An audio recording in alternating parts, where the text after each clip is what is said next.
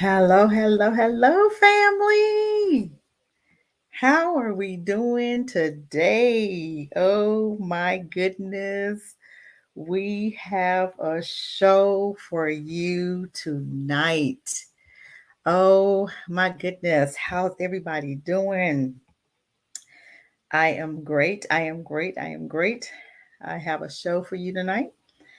I seen a story where a young man um, unfortunately was murdered by police. I'm not going to show it to you, but I am so sick and tired of what I'm seeing. I'm sick and tired of every time we look around that we're dying. And the sad part is that they've convinced us that we're supposed to. They come out to they come out or they stop us for a nonviolent offense. Hey, welcome, welcome. They stop us for like and share as you come in, you guys, please. It is when I'm not going to be here. I'm going to tell you what, I'm not going to wait around for us to do anything. We have to do what we need to do for us, and we have to, I believe, to get out because sometimes things can get so bad to where you don't even want to do it anymore. I'm angry when I see stuff like that. It hurts. I can't take it. I'm done. I'm so sick and tired of this place. I'm sick and tired of white folk. I'm sick and tired of all of it. Why do we always have to suffer? Why do we always have to forgive? Why do we always have to go through what we're going through? When is enough enough? Aren't we tired of voting? Aren't we tired of white supremacy being on top of us? Why is it that we are so that we don't understand that we have the authority to stop this anytime we get ready? You can stop all of this. I told you, I showed you there's a black school we can put our children in. They want to teach your children LGBT, but then they don't want us to teach their children about CRT. Really? That's their history. So why do I need to allow them to teach my children? When we get tired, when we get tired, then we'll stand up and do something globally. It's going to take globally because right now, United States is so concerned with Russia and Ukraine that they're not thinking about us. This is the time where black people do what we need to do and do it now. Seriously. Let me see what you're saying. It was wonderful. Um, I was wondering if you have a WhatsApp. I really would like to chat with you. I do have a WhatsApp. Yeah, I do. I do have a WhatsApp. Um, I thought, but yeah, I don't even know why you voted in the first place. Um, After Obama was pretty much done with voting, you should have been done before Obama because they never have. If you look at the history as far as the Democratic Party and black people have been Democrats since forever, and we're stuck, and I don't see where it's getting any better.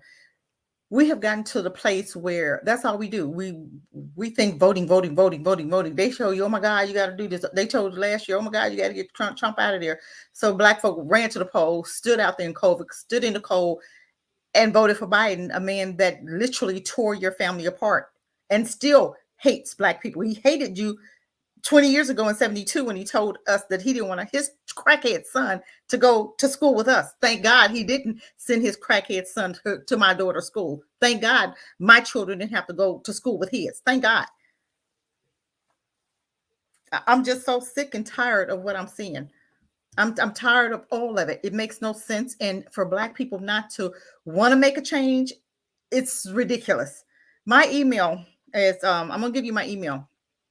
Okay, I'll give you my email. HARDTRUTHZ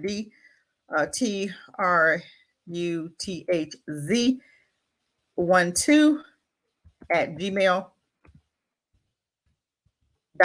That's how you can get a hold of me. Okay, it's hardtruths at gmail.com.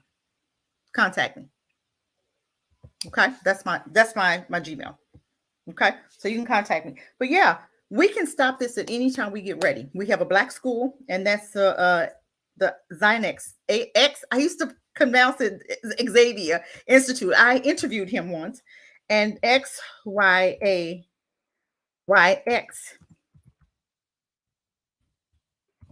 Institute. Okay, this is a black school that we can actually send our children to. You have a black bank, NONE, One United Bank. Okay, that's a black bank. So why aren't we banking black, and why aren't we pulling our children out of these schools? We complain about white folk all the time, but we do nothing. We do nothing to change it. Why? Why are we staying in this situation? It's not about them right now. It's about us being too lazy, or just not caring, or too lethargic, or just scared. I don't know. Black folk ain't used to be this scared.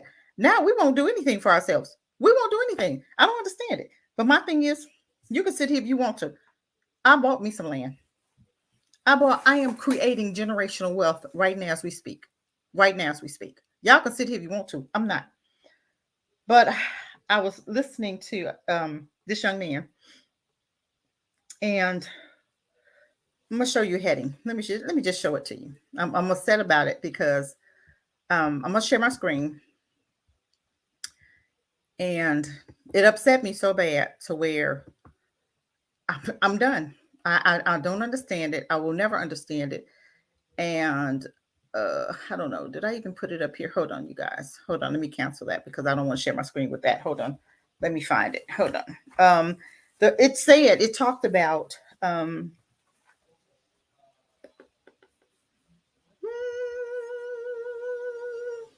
this is what it is. Let me see if I can find it. Hold on. Let me see if I can find it. It said, please. I have it right here. I got it on my phone. So I didn't share. I'm not going to share it on there. But I just want you guys to see what's really going on here. And we are so lethargic that we don't even understand that that we're a danger. The police fatally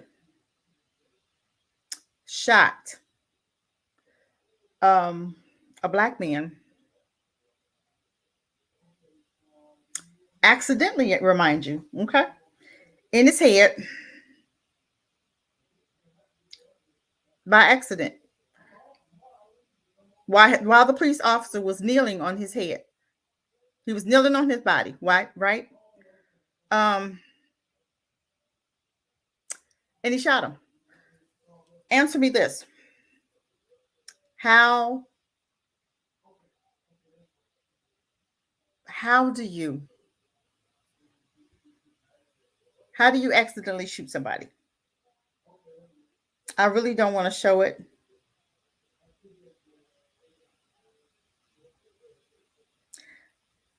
But I don't want to show it. I don't want to show it because I'm tired of looking at stuff like this. But when are we going to get tired enough to do something? I'm so sick and tired of looking at stuff like this. Now you tell me this was an accident. Read that. Police officer fatally shot a man in the head while kneeling on top of him. I'm not going to show them the video. They want you to show it. I didn't see enough of them. I don't need to see another one because that right there is trauma to Black people.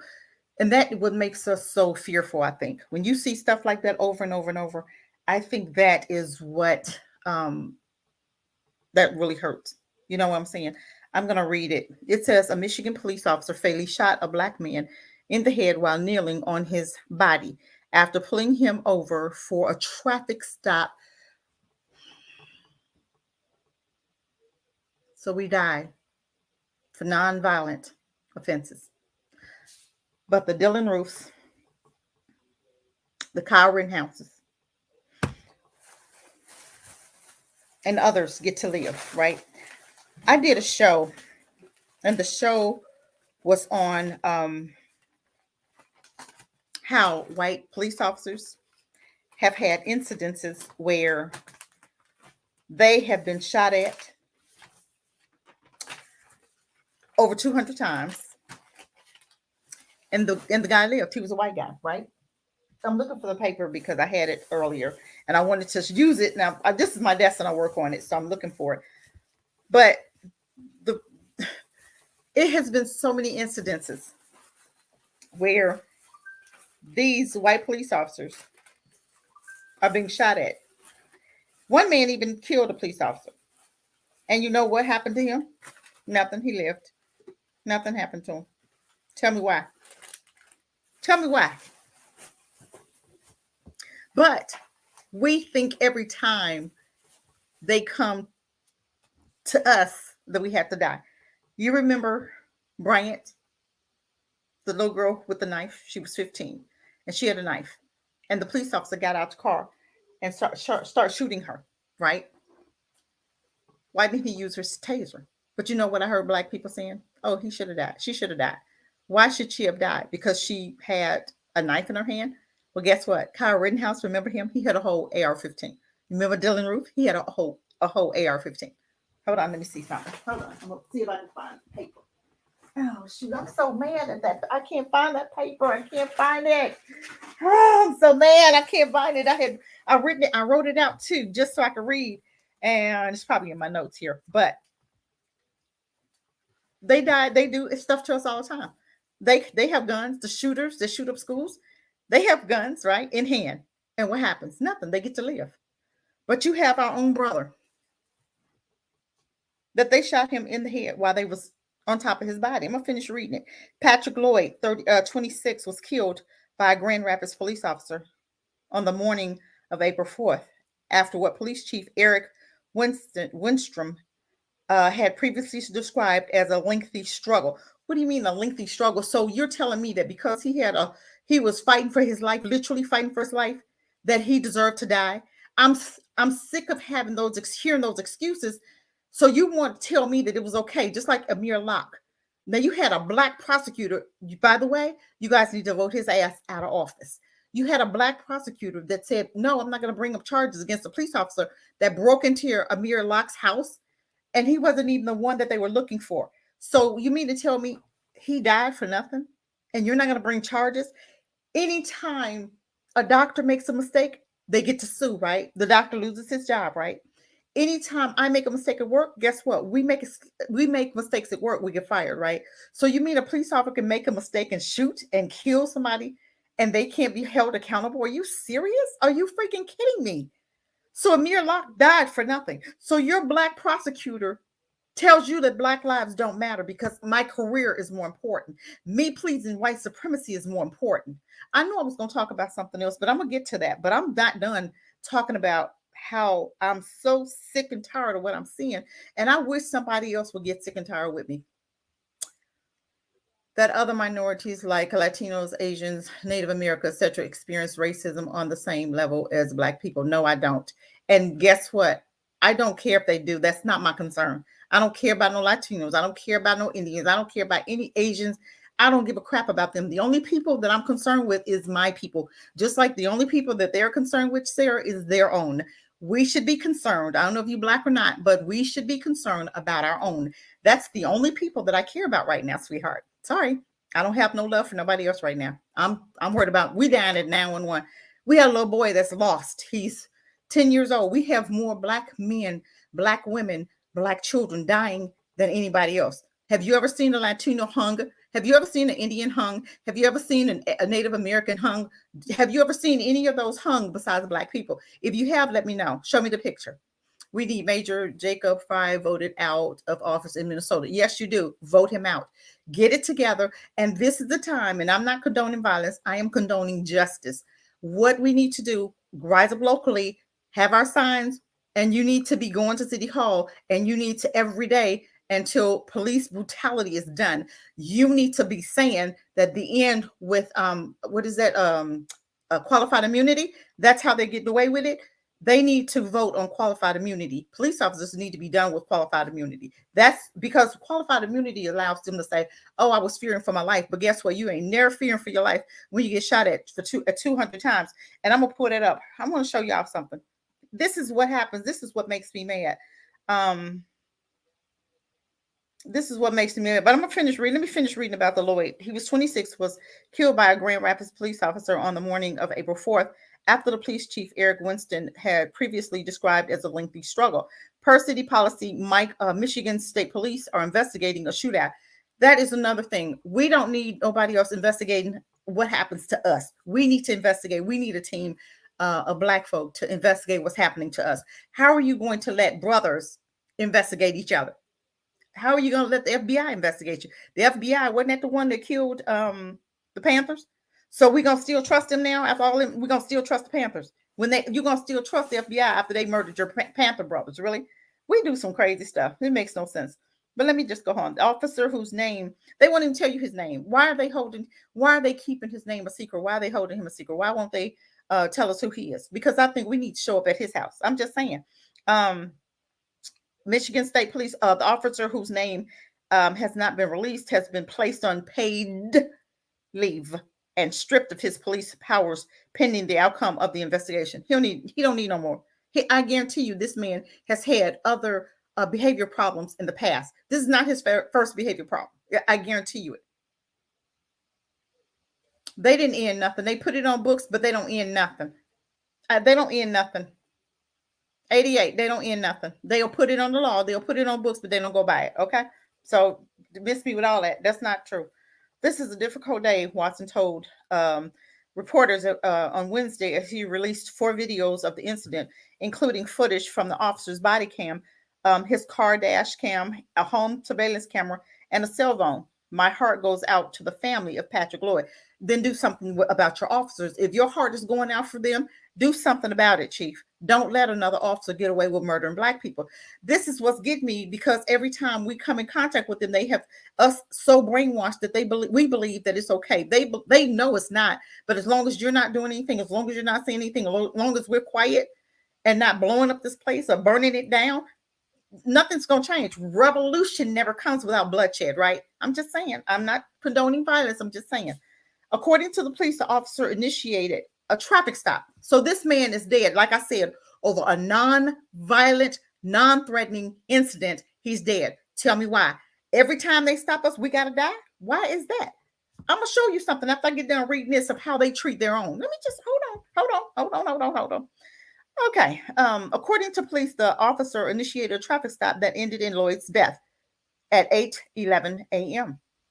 after observing that the car he was driving had an improper Michigan registration. Can you see the registration, or do you need the license, or are you talking about the tag? What are you talking about? Okay. After pulling over the vehicle on the side of the residential street, Lloyd got out, the video shows. The officer then told Lloyd repeatedly to stay in the car. Get in the car, dude. I'm stopping you, the police said. According to the body worn camera video, do you have a license? Do you have a license? In the footage, Lloyd looks confused and appears to ask what he did. The officer seems not to understand him and asks, do you speak English? Lloyd responds, yes. The officer then tells him that the license plate does not belong to this car and asks him to get his driver's license. Lloyd then opens the door, slides down, and briefly talks to an unidentified passenger before shutting the door. He then starts walking in front of the car, and the officer follows him, saying, no, stop, before grabbing Lloyd by his shoulder. Why did he have to touch the young man? You don't need to touch anybody. Okay, the video shows Lloyd then pulls away and runs through the street and onto the sidewalk before the officer tackles him to the grass in front of a house, according to the footage. The officer repeatedly yells at Lloyd to stop and puts his hands behind his back.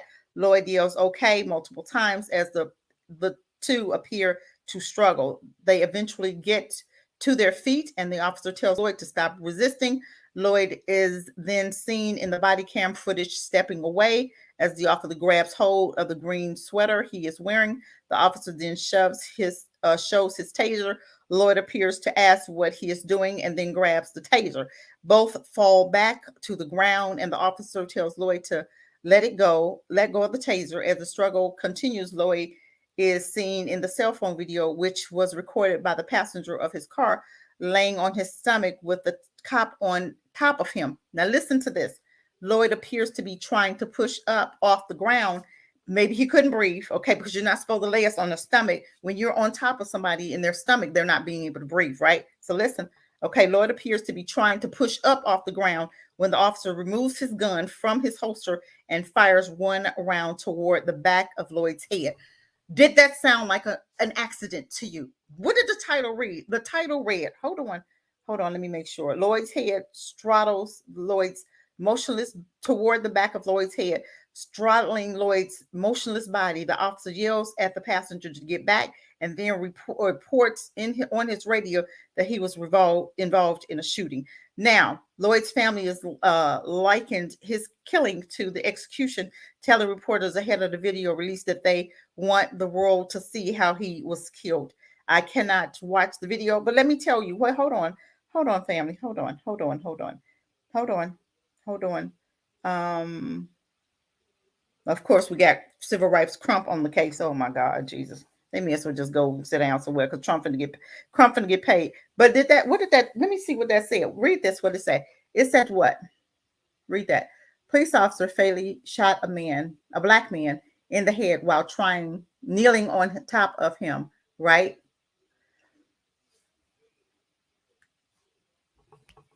Why did he have to die again? Okay, let me read something else to you. Hold on. You think we done? No, hold on. I just want this. Hold on. Um, because this is what's bothering me. Because white folk, hold on.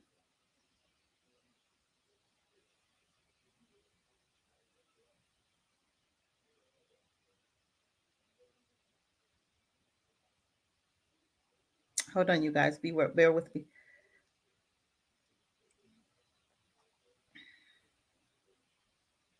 I know, y'all. I appreciate y'all being so patient, but I want you to help you out something.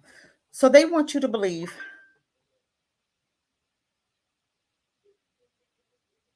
You know what, Sarah? They don't have to end it. We can end it. We don't wait for. You think a bully is going to stop bullying you? Do you really believe that? I want you to read something.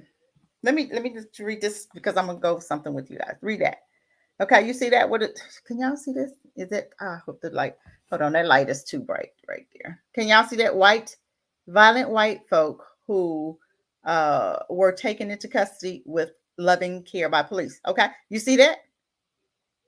Let me read a couple. I'm not gonna read all of them because it's too much. Okay, it's too much. Um, I want to read something to you. Look at this right here. You see this white guy struggling with the police? He's struggling, right? Wasn't Mr. Lloyd and the police struggling?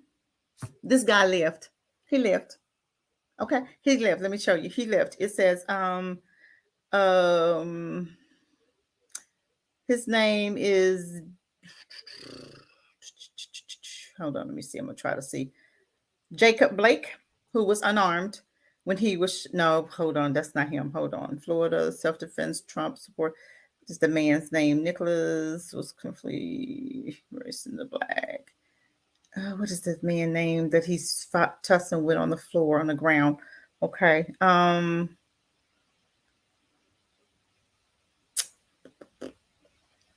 He got this man here, a former Marines, okay, sniper shooter Brian Riley will have his day in court after killing 4 people and shooting at police. You see him? He gets his day in court after killing 4 people and doing what? Shooting at police. But he lived. Oh, I'm not done. Hold on. I was trying to get the one up with the guy. That's okay. Don't worry about that one. There's more. Trust me, there's plenty of more. Plenty.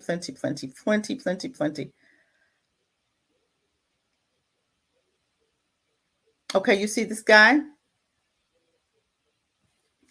You see him? Okay, him. So his name is Peter Manfredonia. Was taken into custody without incident in Maryland. The latest eyewitness breaking custody. Okay, what happened? He did. No one was hurt when he was arrested. He's also a white man with likely explained his life being spared by members of the profession that have typically responded with deadly intention to black people. Okay, that's just one. That's another one. But I had some really good ones on here. Hold on, y'all. Hold on. You haven't seen nothing. I'm looking for the pictures. I want you to see the ones with pictures. Okay, you see this one here. Okay, you see Mr. Jeffrey Nichols. Look at him. Okay, you see him? Okay, The white supremacy boy. See, they got a bulletproof vest on, and why are they protecting? They protect theirs, right? But they kill you. Okay. His name is Jeffrey Nichols, a white man shot and killed 2 police officers and injured a city worker in Texas before he was able to be safely apprehended without law enforcement resorting to using lethal force. Did you hear what I just said? Look at that. Look at that. I'm just saying. I'm just saying. I'm just showing you pictures. Remember the one that shot up the sex brothel in Georgia? Remember him? How many agents did he kill? Okay. He killed what? Robert. His name is Robert Aaron Long. Suspect in Asia massage. It's a, it was more than a massage parlor. You know what the Asians do? They love massage parlors. Okay. It's a sex brothel. Okay. Parlor killing spree in Georgia. Okay. But he was taken alive. No, I just want you to see a suspect white supremacist named Robert Aaron Long was arrested for allegedly going on a deadly shooting spree at multiple Asian massage parlors in the metro Atlanta area, leaving at least 8 people dead. 6 of them were Asians. There was no motive for the shooting, immediately announced, but the killing came as reports of an anti-Asian violence was sweeping across the country. Despite being a suspected mass murderer who led police on a car chase before he was arrested, Long still managed to be taken into custody without incident. What did I say? But they want you to believe that every time they come back to you, every time they stop you for a nonviolent offense, you have to die. That's what they got black folk thinking. Let me show you one more. I'm not going to do this all day. Okay. Look at Duke. Look at old Duke. Look at Duke. Okay. Let me show you what Duke did. Okay. Duke, bowling alley gunman in Rockville, Illinois. Okay. Killed 3 people and injured 3 others in a shooting at a bowling alley on December 26, Rockville, Illinois. Okay. An active duty member of U.S. Army who was 37 was not subjected to lethal force. He was not subjected to lethal force and was instead able to be taken safely into custody. You feel me? This is what I'm saying. They want you to believe that every time they come in contact with you, that you have to die. Look at this devil right here. And then I'm done. I'm not going to do no more. Okay. Look at him. You see that thing look like he got the devil in him. He's charged with murdering Officer Thomas Bohan. He murdered 1 black officer and he shot, not killing a white officer, but he killed the black one. Okay. But he lived. Okay. But he lived. Now let's get back to the point. The point of the matter I'm trying to show you is when they're white, they don't die. Only when they're black and you get stopped for a tail light, just like our baby Amir, right? You go in his house in the middle of the night. He's nervous. He's scared. He's nervous. He's scared. And he has a weapon and you shoot him and then you have an excuse and then you have a DA that said it's okay. We're not going to bring you charges. Now, see, they've done this so long, we don't even expect them to bring charges and they're okay with it because guess what? We're not making them bring no charges. But I keep telling y'all, if we want this to stop, we have to stop them. I want to show you something.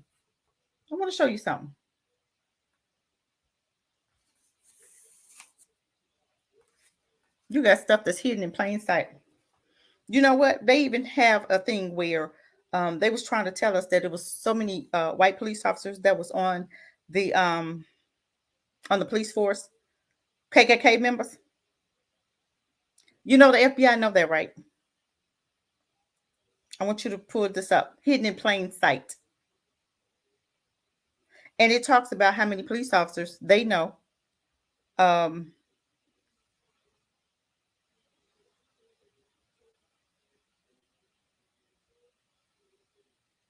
Okay, Hidden in Plain Sight. It's not a movie. It's a they were talking about police officers, right? And they were saying they knew that the police officers were white supremacy and they knew that they were KKK members, but they refused to do anything about it.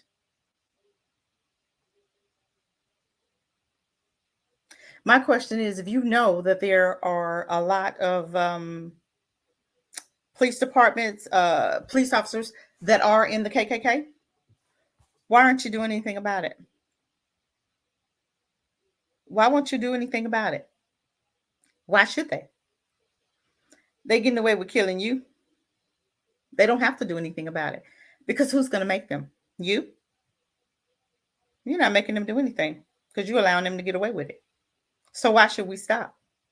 You understand what I'm saying? Hidden in plain sight. Let's read that one. Hidden in plain sight, racism, white supremacy, and far right militancy in law enforcement. You see that? I'm gonna leave that up there for a minute. You see that?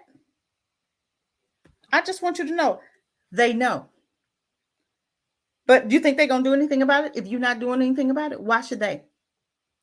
If them black folk gonna let us kill them, it says police reform after incidents of racist misconduct of brutality have focused on addressing these non unconscious manifestations of bias. The U.S. Department of Justice, for example, has required implicit bias training. Now you gonna train somebody how not to be racist. Can you do that? How's that possible? I'm just saying, how's that possible? Okay. Out of discriminatory practices in law enforcement agencies. Such training, oh Lord, okay, such training measures are designed to help law enforcement officers recognize these unsuspicious biases in order to reduce their influence on police behaviors. These reforms, while well intentioned, leave unaddressed as especially harmful form of bias, which remains entrenched within law enforcement because you know where the police started from, right? You know that it started through a slave trade, right? Through they was using them to catch slaves. So they still acting like they're catching slaves. So instead of taking us into custody, they kill you. Okay, and they get away with it because we don't do anything about it. Okay. And when we try, we end up dying. And other people look at that and be like, ooh, I'm not say nothing. I better not say nothing. But I'm just saying.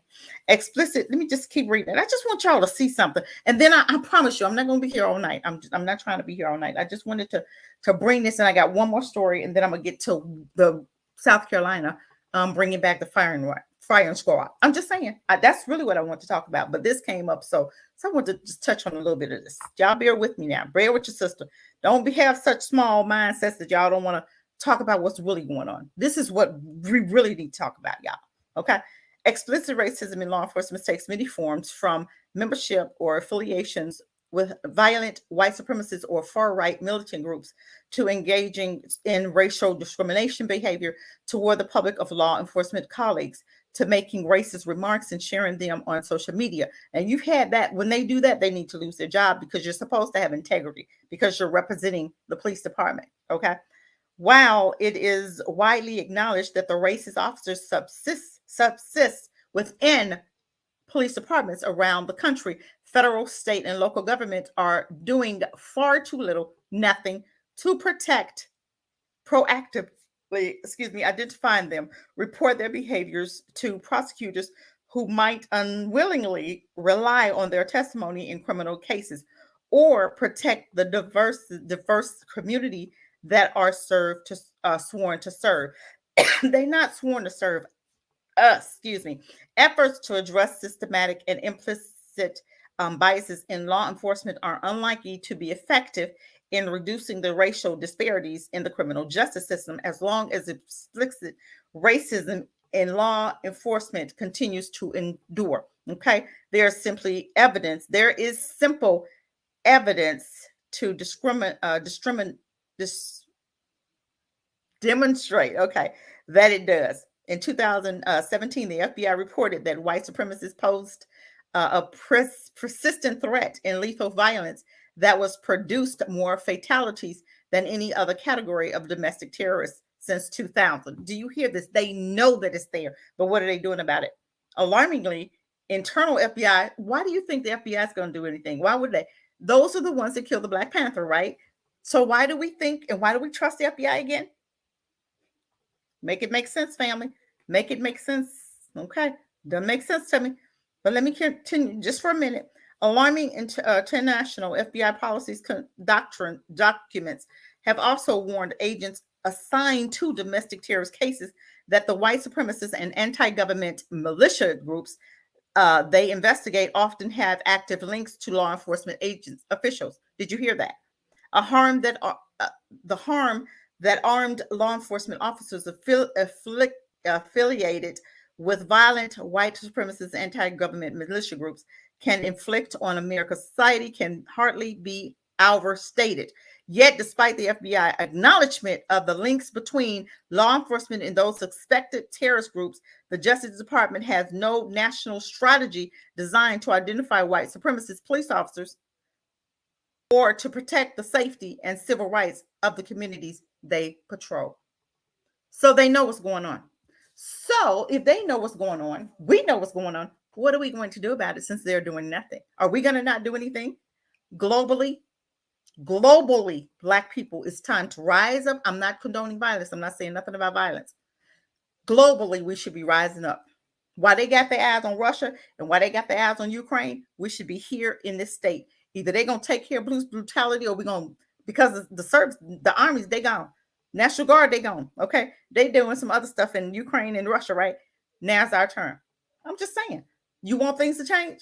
Do it right here yourself. Biden's not going to do it because he already told you. He said, yeah, to get your votes, he said, oh, we're going to take care of police and give you what we're going to take care, give you police reform, didn't he? He lied. He said, what, after getting off of what he said? He said, well, no, we're going to let the Congress take care of that. Do you think Congress going to take care of Black people? The Black Caucus going to take care of us? Who's going to take care of us? You know, midterms coming up, right? What are you going to do about that? Get their asses out of those chairs. The Black Caucus, I don't care if you vote for their dog. Get them out of office. They don't deserve those seats. Why are we allowing people to sit in an office for 30 years who have done nothing for you? Why do we keep voting for the same people over and over who do nothing for you? Please explain that to me. You guys don't want change, do you? If we want change, we can get change. It's up to us. It's up to us. But what you going to do about it? A little chap, y'all. Excuse me. Okay, got to keep the lips moist. Sorry. But you understand what I'm saying? Family. Okay, I think I'm done reading this. Obviously, only a tiny percentage of law enforcement officials are likely to be active members of the white supremacist group, but one doesn't need access to scrutiny, intelligence gathered in FBI terrorist investigations to find evidence of overt and explicit racism within law enforcement. Since 2000, law enforcement officials with allegedly connections to the white supremacist group and far-right militant activities have been exposed in Alabama, California, Connecticut, Florida, Illinois, Louisiana, Michigan, Nebraska, Oklahoma, Oregon, Texas, Virginia, Washington, West Virginia. Are you serious? And elsewhere. That's everywhere, ain't it? Did they name every place in America? Oh God, please help us, Lord. Please help us. They named every state in America. Oh God. I can't take this no more, y'all. These officers' racist activities. These officers' racist activities are also openly known within their departments, but only result in disciplinary actions or termination if they trigger public scandals. Okay. Federal law enforcement agencies have policies that specifically prohibit affiliates with white supremacist groups. Instead, these officers typically face discipline, if at all any, or more generally defined prohibit against conduct determining detrimental to the department or for violations of anti-discrimination regulations and social media policies. So you know what they're saying? They don't do anything. They don't do nothing. They know it. So what are we going to do about it? Are you going to continue allowing them to do it? I got one more and then I'm going to let you go. Black. This was a good one. We talked about Black and white officers, okay, and the difference in how they police and the difference in what white officers say and what Black officers say. I just want you to see this many keys aspect. Hold on, y'all. Stick with me. Don't be so ready to go. Policing. I've got some good stuff for y'all, and y'all not ready for it. I want y'all to read this one for me. Okay, let's read this one. Black and white officers are see many keys aspect of policing differently. This is a good one, and I'm not going to read all of this. Just for a few minutes, just a few seconds of it. Okay. Because my battery's dead almost on my phone. Black and white officers, police officers are strikingly different views on a number of important issues related to their jobs, including recent fatality encounters between law enforcement and Black citizens and the protests that those encounters have sparked According to the new Pew Research Center survey on some subjects, racial differs among the police officers are considerably more pronounced than they are among the public as a whole. Black officers are about twice as likely as white officers, 57% versus 27%, to say that recent deaths of black during encounters with police are signs of a broader problem and not isolated incidents, according to the survey of nearly 8,000 sworn officers working in departments of 100 officers or more, which was conducted on behalf of the Center by the National Police Research Platform. The general public is also divided by race. Now, police departments are divided by race. You have a black union and you have a white union. You know that? Why is it a separate union? If we're working together, why is it a separate unit? Black officers can do different things and white officers get away with murder. Let a black officer shoot at a white person and see how much time they get. That Muhammad got 12 years, didn't he, for shooting at that white woman and killing her? He got 12 years, right? But they shoot at black folk all the time and get nothing. But I'm just saying, they remember the black officer they beat up. He was at a riot thing and they beat him up and they got no time. That man can't even work no more. That's how bad they beat him. And they didn't even know he was an officer. How is it I'm working in your same field? I'm working in your same department and you don't even know me and you beat me like that? What? That something's wrong with this picture. Something is desperately wrong, but we're okay with that. Let me finish reading just a little bit more, family. Come on, help me. Hang in there with me. So they said working in a department of 100 officers or more, which was conducted on behalf of the Center by National Police Research Platforms. The general public is more also divided by race on this question, but majority on both blacks, 79%, and whites, 54%, say recent fatal encounters are part of a broader problem and aren't also isolated incidences. The views of the protests that have followed these encounters also differ sharply by race, especially among police. About 7 in 10 black officers, 69%, say that the protests are motivated some of a great deal by the genuine desire to hold police accountable for their actions, compared to the just 27% of white officers who hold this view. Among the general public, 79% of blacks and 63% of whites say the protests are motivated some or the greater deal by the genuine desire to hold police accountable. Okay. On the broader question of overall race relations in America society, the overwhelmingly majority, 92% of white officers, say the U.S. has made the changes needed to give black equal rights with whites. Just 29% of black officers agree.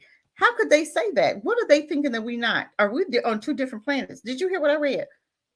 On a broader question of overall race relations in America society, the overwhelmingly majority, 92% of white officers, say that the U.S. has made the changes needed to give blacks equal rights with whites. Just 29% of black officers agree. The general public is divided among racial lines, and this question too, but not as much as police officers. About 6 in 10 whites, 57%, say the country has made the changes needed to bring about equal rights for blacks, compared to just 12% white.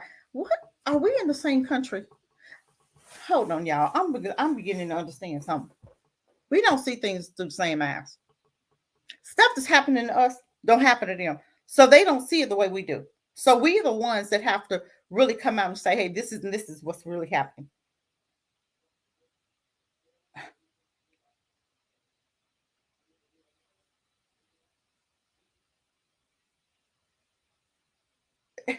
White officers, for example, are substantially more likely than black officers, 60% compared to 32%, to say the relations between blacks and the police in their communities are excellent or good.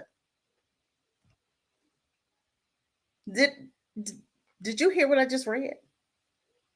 White officers are almost more likely than black officers to say they're been verbally abused by community members in the past month, 70% versus 53% of black officers to say they struggled or fought with a suspect resisting arrest in the past month, 36 versus 20%, and to say fired their service weapon while on duty at some point in their career, 31% versus 21%.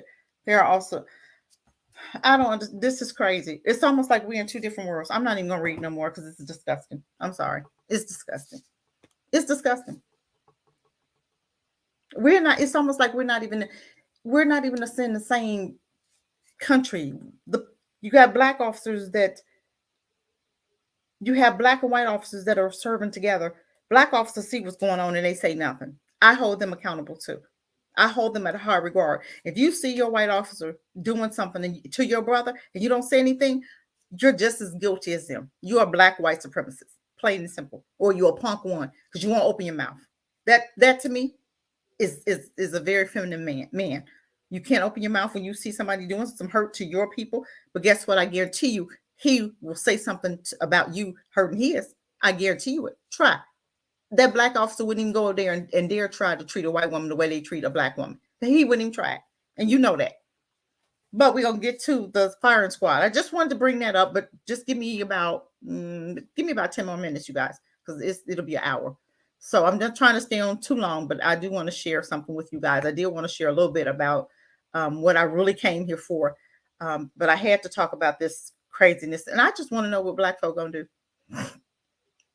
I want to challenge you guys that you guys will take your money out of a white bank and put it into my First One United Bank. Take your money out and put it in a black bank. I'm just saying, just start somewhere this week.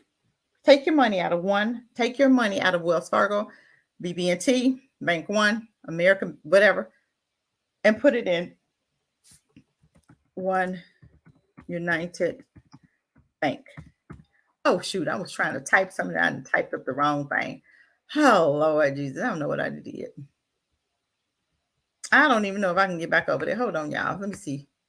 I don't want no banner. I wanted to... Hold on, you guys. I'm sorry. I didn't set up TND. Okay, I want you to take your money and put it here. United Bank. One United Bank. That's our black bank. And then if you're bold enough, I want you to take your children out of white schools and put them here. X, Y, A, Y, X Institute. I'm just saying, who's going to be bold enough to do it? Who's going to be bold enough to start somewhere? I'm just saying. Because we don't do, we want to complain, but we don't want to do anything. We're complaining. Revolution, things are not going to change unless you change them. This is the time to do it. But let me just show you just one thing, how North Carolina is getting ready to bring back, and I'm going to share my screen. Hold on, family. Hold on. I think I want to go here first. Now, y'all bear with me. Y'all know your girl is new at this, right? Y'all know I'm getting better. I'm getting better. Okay, this is what North Carolina is getting ready to bring back. Okay? Firing squad. Why? Tell me why. Tell me why. Get off of there. Know why that thing is on there. Get off. Tell me why. Look at this. Look at the upstate men on South Carolina death row. Okay. I wanted to that's not the one. I think that's not the one I wanted. Hold on, people. Hold on. Okay, that's the one I wanted. I don't know why I had all them windows open. Okay, South Carolina is about to bring back execution by firing squad. Tell me why. Why? What do you think? What do you think about that, family? What do you think about that? Who you think their first victim gonna be? Who you think they're gonna kill first? Huh? Who you think they're gonna kill first?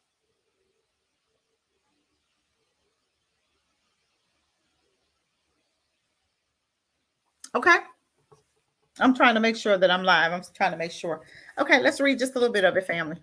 Okay. South Carolina is on the cusp of bringing back the firing squad as a legal method of state execution after a decisive majority of state lawmakers voted in favor of a bill that would allow condemned inmates, listen to this, to choose between being shot to death. Well, aren't the police officers already doing that, using us as like target practice? Did you see that case where in where was that at, where police had went to an emergency room and shot the guy like 45, 50 times? It was, you would have thought they was at a gun range. I'm serious. They was just shooting like crazy. They was just shooting like crazy. I ain't never seen nothing like it in my life. I want you guys to help me out here. I'm reading this. Are you guys showing, being able to see my screen? Hold on, I'm gonna see. Hold on. Y'all can't see my screen. How come y'all not looking at my screen? Well, anyway, I just want to hold on, you guys, because I don't think I'm on here again. Hold on. I want to make sure I'm sharing my screen. Share my screen. Hold on. Hold on, you guys. I want to get in here and see. Okay,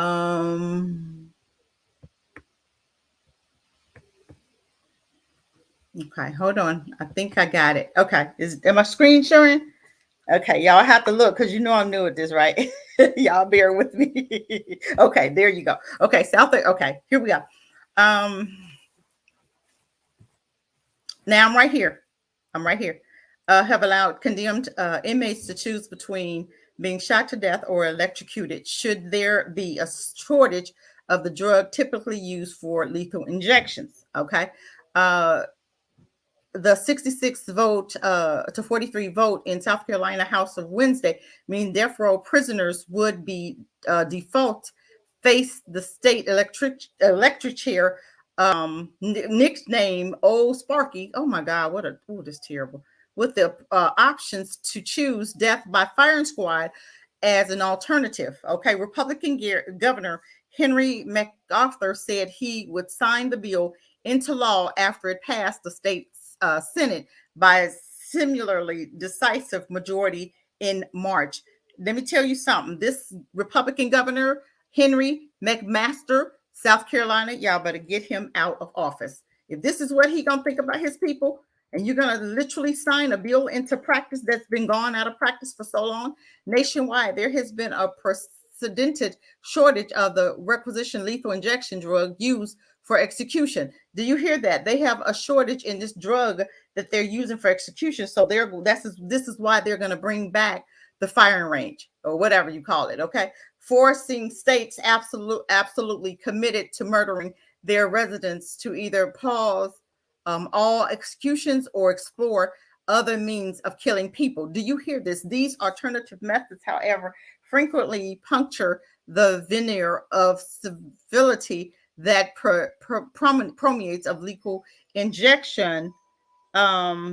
Lethal injection is uniquely gruesome, cruel, and inhumane way of taking a life. Firing squads, no matter the data that suggests it's a potentially more humane method of execution, exists in the zealous as a bloody, barbaric throwback to the more uncivilized time. America tend to want the death penalty to be a sanctuary as possible, as sanitary as possible. George Mason University professor, a death penalty expert, Andrew Novak, is he a death penalty expert? Who said he's an expert besides himself? Explained the 38. It's an act of the state violence, but we don't want it to be violent. Although Wednesday votes was not entirely along party lines, the largely Republican-backed measures drew a strong rebuke from state Democrats, including House Democrat leader Todd Rutherford, who blasted the bill as enabling barbaric forms of punishment that are more medieval, don't say medieval, it's evil, than they are modern. Republican Jonathan Hill also opposed the measures, arguing don't the death penalty make injustice permanent. Okay, if you're cool with the electric chair, you might as well be cool with the burning at the stake, Hill said. If widely expected South Carolina firing squad legislation is signed into law, it will become the fourth state to allow death by shooting as a method of execution. Similarly, in the waning months of his presidency, Donald Trump rushed a series of regulation change that opened the door to the use of firing squad as a means of federal execution. Okay, I'm just saying, this is crazy. I'm just saying, family. Let me help you out here. Come on, let's see what's going on. Okay, who they finna kill? Who you think? Let's see. Bring it back to fire, right? Squad, right? Let's just listen to this. Let me see if it's up here. Can we get it to play? I'm gonna see. I don't think it's gonna play for us, but let me just try it. I don't think it's going. Bill to allow inmates on death row to be executed by firing squad in the absence of lethal injection drugs. When signed into law, it will make South Carolina the fourth state in the country to offer the option as a method of capital punishment. Can you hear it? Joining us here on The Factor Uncensored to talk about this story is Anthony Graves, a man who was freed from prison for a crime he did not commit. Albert Reed, a man who received help from Kim Kardashian in his effort to be released from prison and a life sentence in the Federal Detention Center. Dominique Leonard, a man who specializes in helping inmates realize freedom through parole. What? And our resident conservative, hey, Justin Laurie. So, Justin, when you hear this legislation out of South Carolina, a firing squad to execute people, your thoughts? We're not really changing the law in South Carolina about whether death penalties can happen or not happen. What they're merely saying is that we've run out of the what's called the chemical. The manufacturers no longer produce it. So they're still going to continue their rules with the death penalty. Whether you like the death penalty or not, they're just not adjusting whether that is part of the punishments that are available. They're just moving it to what actually statistically is a more reliable method of execution. 7% of the death by injection ends up having significant problems, painful problems. All right. Albert Reed, let's hear from you. Firing squad. It's brutal. It's brutal because, again, you hit somebody, then what if they don't die? You have the same effect as if the lethal injection drug they've been going through where people supposed to die, and then, you have, difficulties, complications with the process. So, again, like I said, the death penalty for me is like, I understand that people need to have some type of justice served on them in proportion with their loss. But again, I'm just not a believer in death penalty like that. Anthony Graves, abolitionist, your thoughts about this procedure? Is it inhumane to use a firing squad to execute inmates? Yeah, man. Come on, it's definitely inhumane. It's why we moved away from it, because it's inhumane. I mean, we're in the 21st century now, not the 18th, not the 17th, but the 21st century. And we're going backwards. Now, over 160 some people who was once on death row, who's been proven innocent. Innocent. These people are proven innocent. So you getting ready to kill innocent people. I mean, if you're going to do a fire squad, hell, let's go back to lynching. Let's go back to hanging. Don't give them that idea. They still hanging. We moved away from it because we've developed and we've evolved. As human beings. Them white folk ain't involved nothing. We are not about murdering people on a fire squad. If that's what you want to do, then put it on TV. Let us see it. Let the public see it. So that you can see the outrage of having a fire squad to kill a human being who could possibly be innocent. Possibly. Well, so I look at it like this. When you have 18 times more percent of black males already on death row than any other population, more so in South Carolina. Exactly. Hey, you know what? If we can't kill them on the street, let's kill them this way and let's make it legal now. Yeah. To add a fire squad. Now, as the prophet said, the death penalty is not new. It's already been here. It's here already. But now, if the people who make the lethal injection, if they already pulled back and say, hey, you know what, we're not making this drug no more because we want to be out of this. We don't be attached to this no more. But now, you know what, let's go a little bit higher now. And let's say, you know what, let's add a firing squad to this Exactly. thing now. And now Exactly. let's give them this kind of choice. I don't think it's right. It's Right. not right whatsoever. And on top of that, again, I have my notes right here. Half the inmates on death row are black. Mhm. So then, what if we're talking about now a different race? Yep. Where we have this kind of conversation of a firing squad. Thank you. In my opinion. Justin, go ahead. A couple thoughts on this. One, we're not really arguing the legality or necessarily should we have a death penalty. What we're really talking about is method here. And in South Carolina, along with many other states, the inmate, the convicted person, has a choice whether it should be the electric chair or the firing You squad. don't give And him I a will tell choice. you, just statistically speaking, the firing squad is much less barbaric than both the lethal injection and the electric chair. And here are some of the other states: Mississippi, Oklahoma, and Utah all have firing squads as an option for execution. Just mind blowing. Gentlemen, we want to thank you for joining us here on the Factor Uncensored. So they want to do a firing squad, or hold on, you guys. I want to show you who's on death row and who they're getting ready to execute. If it comes up for me, hold on. This is the next man that they got, who's getting ready to go in front of your firing squad. This is the man that's going to die next for your firing squad. If if everything goes their way, this is who they're going to fire squad. And just like the man said, most of them are black. But the police officers are already firing squad, using firing squad. Have you heard them shoot lately? They are, I mean, like, you would think they are already doing a firing squad. So why not? Let's just finish them off. But I'm going to tell you what, better be careful what you do to us, because what you do to us happens to you. Okay.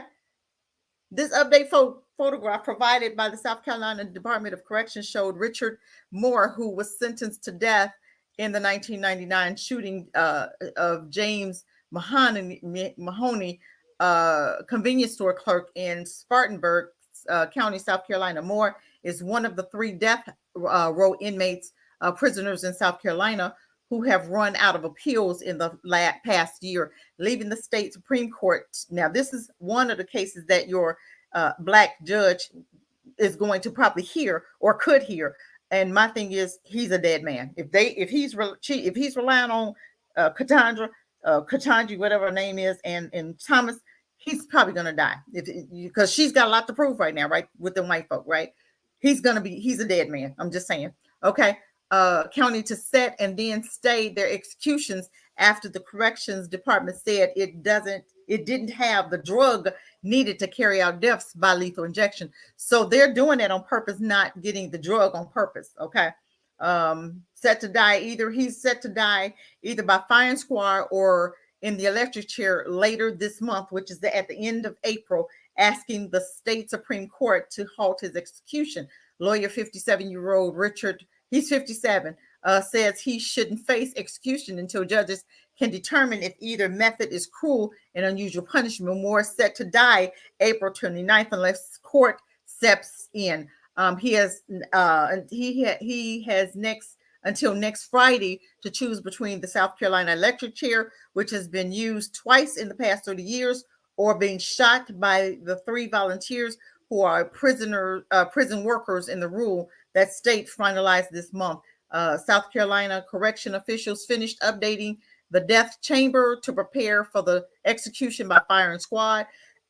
Moore has spent more than 2 decades on death row after he was convicted of killing convenience store Clark James Mahoney in Spartanburg. Moore could face a choice between the electric chair and the firing squad, 2 options available to death row prisoners after legislation alleged altered the state capital punishment law last year in the effect to work around a decade-long pause in execution attributes to the correction agency of inability to produce lethal injection drug.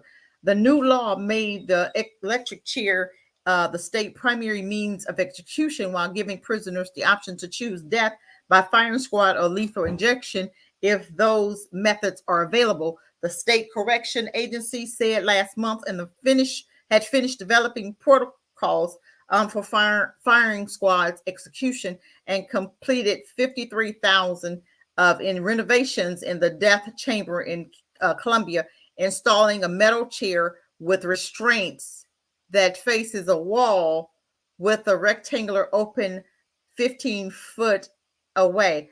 In the case of firing squad execution, 3 volunteer shooters, all correction department employees will have rifles loaded with live ammunition, with their weapons trained on the inmate's heart. Oh God. A hood will be placed over the head of the inmate,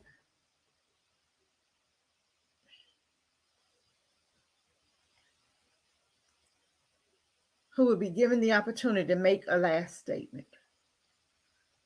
Carolina is one of the 8 states, this is terrible, to still use the electric chair, one of the 4 to allow firing squads, according to the Washington-based nonprofit Death Penalty Information Center.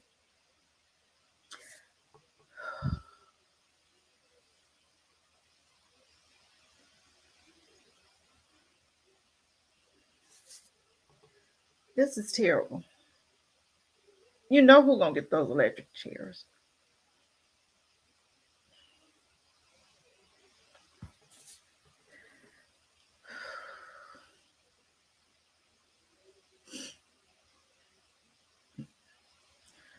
Moore is one of 35 men on South Carolina death row. He exhibits his federal appeals in 2020. He exhausted his federal appeals in 2020, and the state Supreme Court denied another appeal this week. His attorney of Moore said Thursday she would ask the court to stay the execution. The slate last scheduled the execution for Moore in 2020, which was the delay after the prison officials said they couldn't obtain the lethal injection drug. During Moore 2001 trial, prosecutors said Moore entered the store looking for money to support his cocaine habit and got into a dispute with Mahoney, who drew a pistol that Moore wrestled away from him. Mahoney pulled a second gun and the gunfire ensued. Mahoney shot Moore in the arm and Moore shot Mahoney in the chest. Prosecutors said Moore left a trail of blood through the store as he looked for cash, stepping twice over Mahoney. At the time, Moore claimed that he acted in self-defense after Mahoney drew the first gun. Moore supporters have argued that the crime doesn't arise in the level of heinous in order death penalty cases in the state. His appeal lawyer have said that before Moore, didn't bring a gun into the store, he couldn't have intended to kill someone when he walked in. That's true, right? South Carolina last execution was in 2011 when Jeffrey Motts, a death row for strangling a cellmate while serving life sentence for another murder, abandoned his appeal and opted for the death chamber. Well, family, this is who they're going to death by firing range.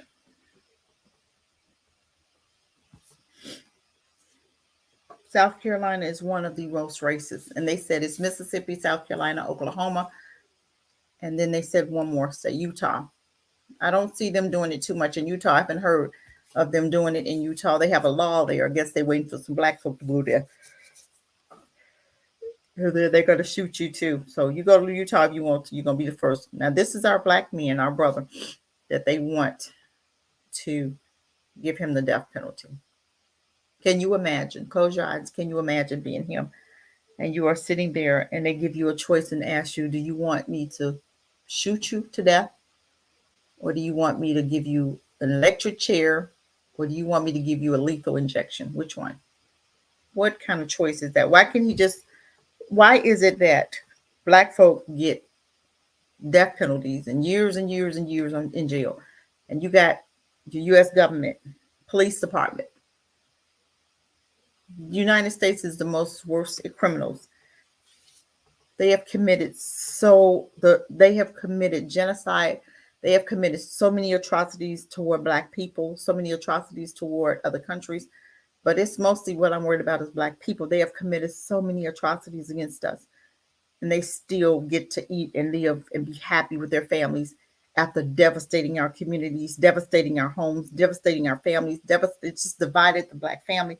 Our children are out of control, and it's not even something that we did ourselves, because we was fine before we came together with them. We was fine, but we have to blame us, because anytime you are blessed to come together with a people, and you tell me that I'm gonna have the dream of a lifetime, I'm gonna have this American dream just by coming together with you. And what I see right now is the worst thing. It's a nightmare for me.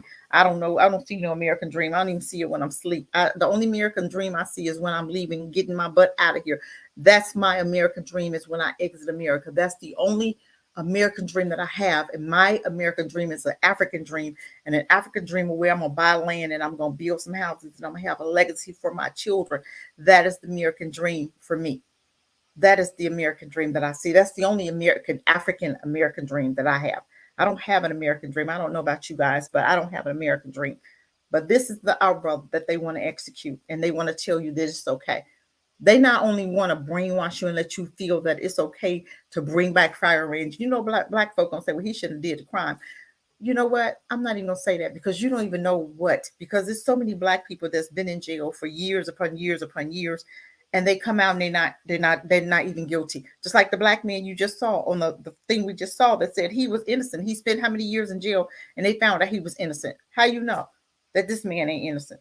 Police have been setting up Black folks since forever, right? And now you want me to believe that they're right about his case? I don't believe none of it. Every time they open their mouth, they lying. So why would I believe them about the case? Just like Amir Locke, they said, oh, he had a gun. Do we know that for sure? They could have put that gun there and said he had a gun and shot him, because they know they was in the wrong house.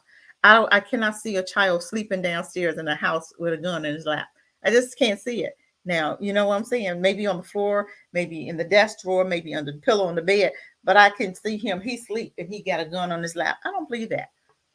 I don't believe that. Just like the boy, the star that was in his car, the Black guy that was in his car, and he was asleep in his car, and he had a gun on his lap, and he was from Africa, and they didn't even wake him up, because, well, I guess they did. They tried, and I guess he moved to scratch his chest, and they blew him away. They shot him like 150 times. Who shoots? How much is too much? How do you shoot somebody 150 times and it's okay? When is it overkill? When you kill a dog? You can't even shoot your dog for 150 times and not go to jail. But you can shoot a Black person 150 times and it's okay. You can't even shoot a white kid or a white person 150 times and it'd be okay. But they can shoot you 150 times and with no charges. It's no charges, no charges, no charges. This dude was sleeping in his car.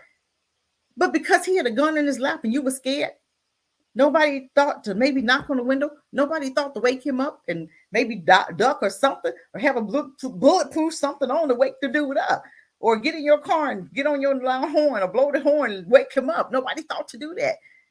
But you wanted to kill him and you thought it was okay, because nobody's going to hold us accountable. The Black folk ain't going to hold us accountable. They're not going to do anything, because all we do is tell them they had a gun, tell them they had a knife, and they'll be, oh, it's okay. He deserved to die because he had a knife or a gun.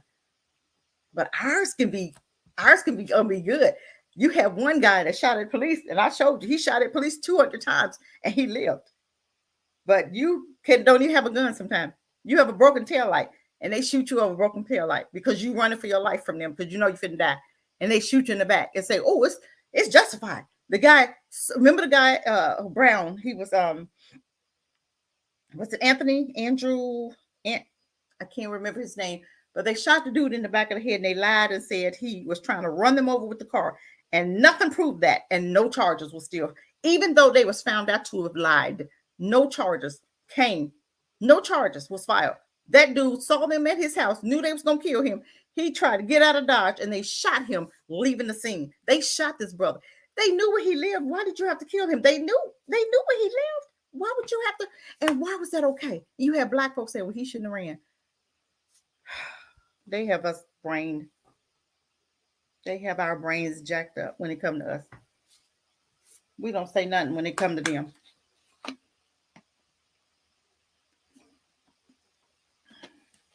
We don't say nothing. but they can treat you any kind of way. They can kill you, they can shoot you, they can do whatever they want to you, and nothing. Why is it okay? Tell me why it's okay. Tell me why it's okay. But that's our brother. That's our brother. That's our brother. And we okay with that? Oh God, I'm so tired of this. You just don't. Somebody said, what's our choices? What is our choices? Either get out of America, buy you some land. It's only $1,000 in Africa. I'm setting up my stuff now. It's taking me a minute, but it's okay. Because I know the end game, I'm out. I'm not y'all gonna hear from me when I'm there. I'm putting things in place right now. Buying my land right now. I'm gonna have me a house built there. And each one of my daughters will have a land. They will have a land to come to. Y'all can sit here and fight for this country all the hell you want. I'm not fighting for something that hates me. I don't care. Let them have it and blow each other up. Because I tell you what, they try to because I think they said they was trying to make people go into the service to fight for Ukraine or fight for Russia. You're not getting mine. I will send them far away from here. Trust me. You won't get your hands on mine. Mine is not fighting for a country that hate them. I'm not fighting for a country that hate me. If I had a son and they sent him, I'd be, baby, you better go there and hide somewhere. You're not fighting for a country to hate you. There's no way I would ever send my child. And I used to preach this when they were babies, when they were kids. You don't go to the service. And I talked against the service. And I remember they were graduating and neither one of my daughters wanted to go to the service because I talked against it so bad. You're not going to fight for a country to hate you. Then you come back and they hang you in your uniform. And you done fought for a country or they spray you with mace like they did the brother that fought for the country. And he came back in his uniform. And he's an officer. Yeah, I was an officer too. I was in the military and he sprayed the brother in his face with mace. Why? Because you can? I'm tired of this. What can we do? One, you can start banking black. Two, you could take your children out of them and hurt their school. You hurt white folk economically, and I guarantee you'll get their attention. I told you, I have a black bank.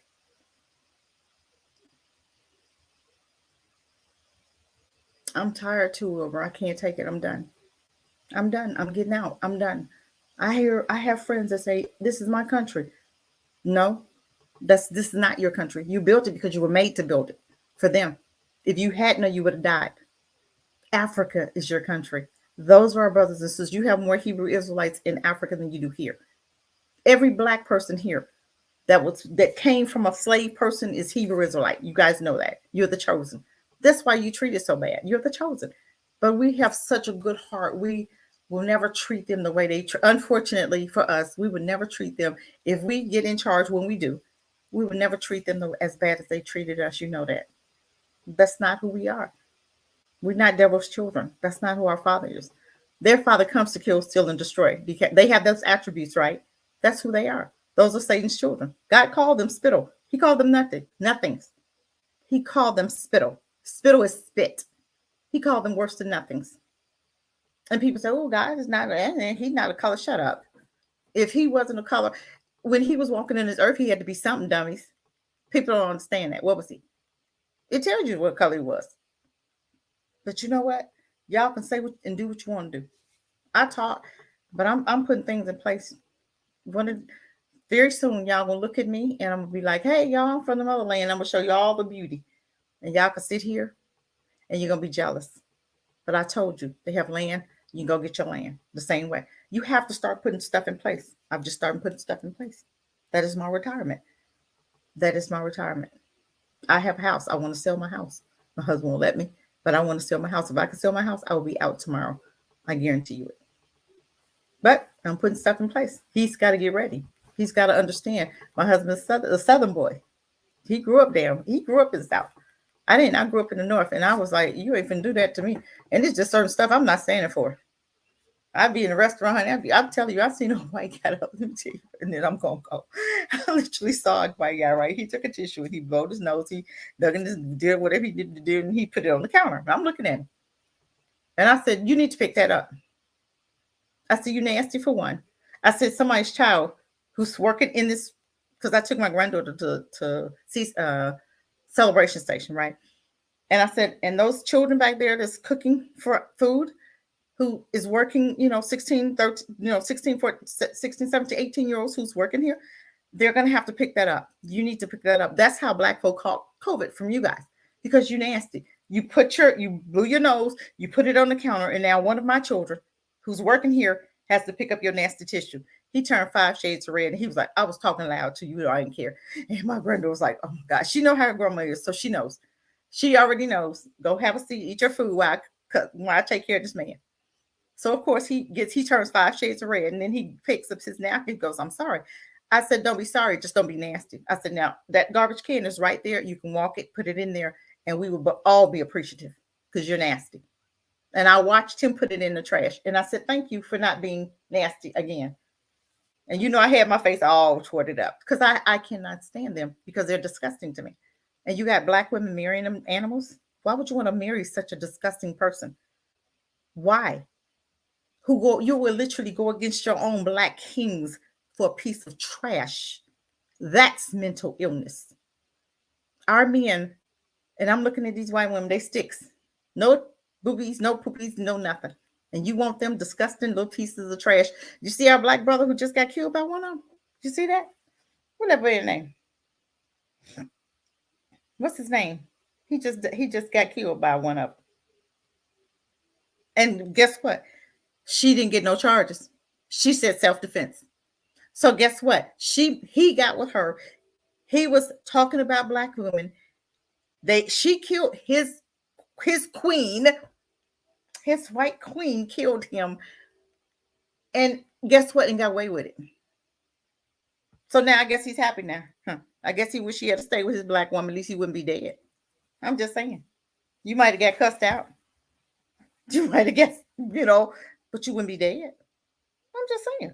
But you're dead now because you married mental illness.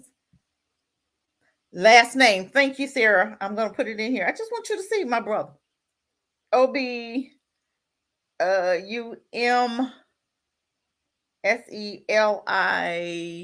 Okay. I just want to see.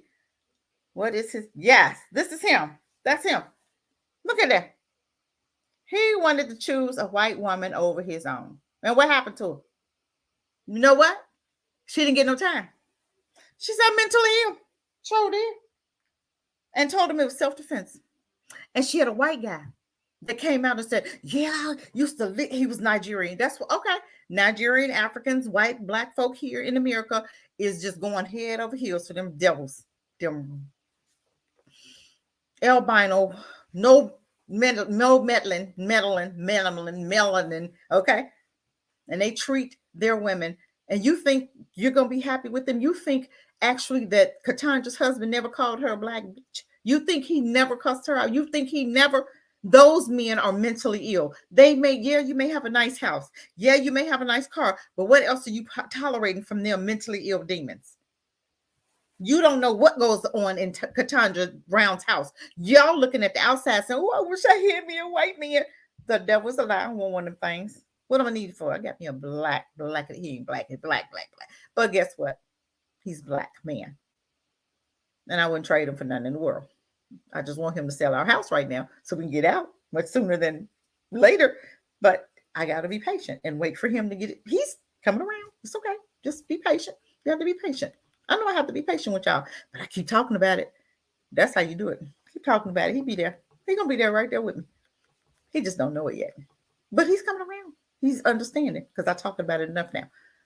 He's Nigerian. Okay. But guess what? He didn't want no Black woman. But now he dead. So now what he got? You could have stayed with your Black woman and you'd be still alive. But you didn't want a Black woman. You wanted one of them mentally ill demons. I got to show him again. You want one of them, huh? Where'd it get you? Well, can you see that? Let me move my hand so I can see. Oh, I can't even get it in there. He wanted one of them. Snow bunnies. Ain't that what Dr. would call them? Snow bunnies.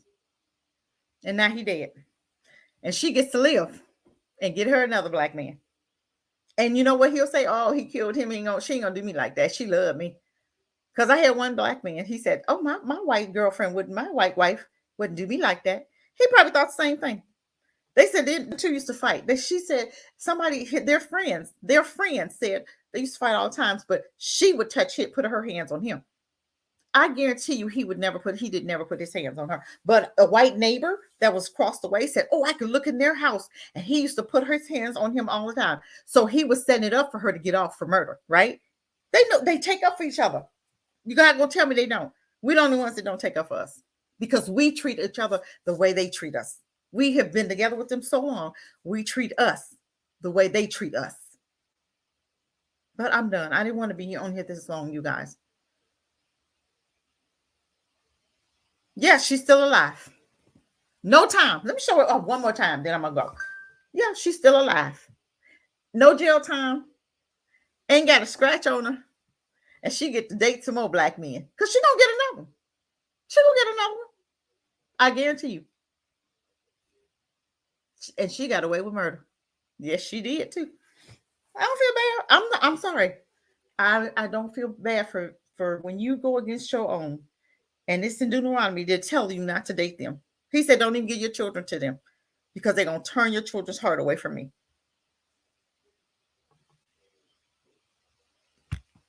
But this is what happens when you integrate with enemies.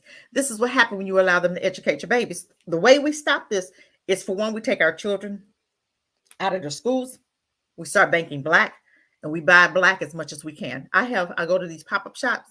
I buy as much as I can black.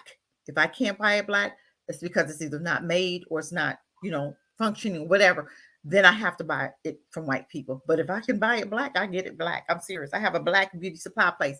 I refuse to go. And then there's a Chinese one right up the road at the light. And you got all them black folks going to the Chinese men instead of going to their black men. And then you wonder why we don't get ahead.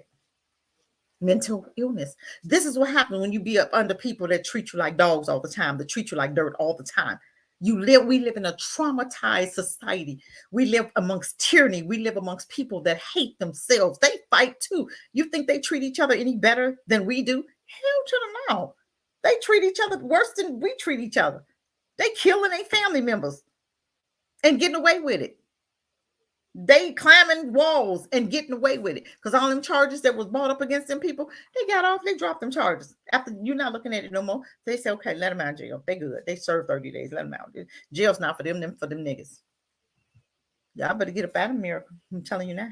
Black said, yeah, let me show you one more time before I take them out. Yep. He wanted death instead of life. Look at this life. He wanted death instead of life. And he got it. All right, family. I'm not going to be on here long. This is it. I'm done. I'm going to go. Yes, she's a murderer, Sarah. Sarah, thank you, you guys. Wilbur, share, Sarah. You guys like and share as you go. Like and share. I'm done. I'm done. I've said what I can. Thank you for coming. Thank you for indulging me with your attention span. I appreciate it. Thank you for everything you've done. And I appreciate you coming. I'm gone. I've said what I need to say. And you guys can take it with a grain of salt. You can take it as entertainment, but my show is not for entertainment. My show is strictly for information purposes. I'm trying to help Black folk wake up. I can't wake you up. I can water the seed and hopefully one day you'll be like, oh my God, I see. Because a whole lot of Black folk, I do TikTok. Y'all should join my TikTok. It's on Hard Truths on TikTok. I have a TikTok and my TikTok is off the chain. And it's Hard Truths on TikTok. And I'm going to tell you, I'll be doing some good stuff on TikTok. I'm telling you, I'll be loving life.